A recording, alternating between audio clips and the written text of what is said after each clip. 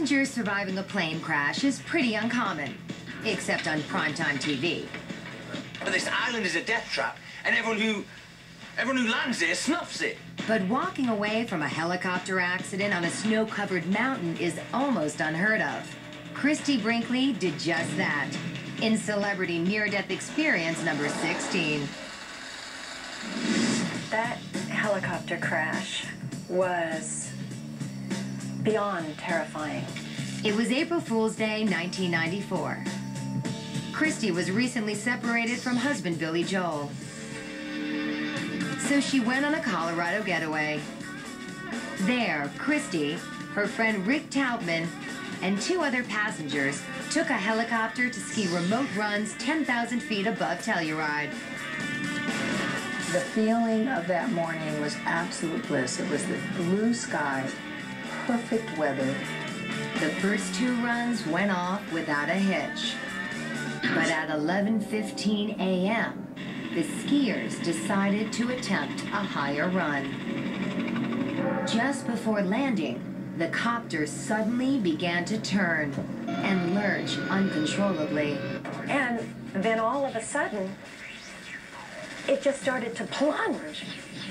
Within moments, the chopper crashed into the snowy mountainside, crushing one of its supporting skids. Then the real trouble began. It went from this violent jerking, rocking, tossing to this kind of more of a rolling thing. Well, what had happened was we had crashed on the top of the mountain, and then we had shook to the edge of this very steep pitch, and now we're rolling 800 feet down this thing over and over. And I sort of sensed the guy next to me exiting, being flung out through where the wall didn't exist anymore.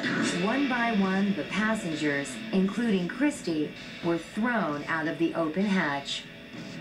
And then all of a sudden, boom! And there's something wrapped around my leg, and I'm now being pulled on the outside of the wreckage down the hill. There's this nylon rope of some sort wrapped around my leg, and I thought, that's what's going to kill me. That nylon thing is what's going to kill me. Eventually, the chopper rolled to a stop just a few feet from the edge of a deep ravine. Miraculously, Brinkley sustained only bruises and a sprained wrist. I had the least injuries of anybody. I was incredibly lucky. After the crash, the pilot radioed for help. We sat on that mountain for 7 hours before we were rescued. By the end of the day, the storm had become so severe, and it snowed many feet of snow following the crash. If we hadn't gotten off the mountain, when we got off, we probably wouldn't have gotten off alive. Coming up, which rock star found out he wasn't invincible?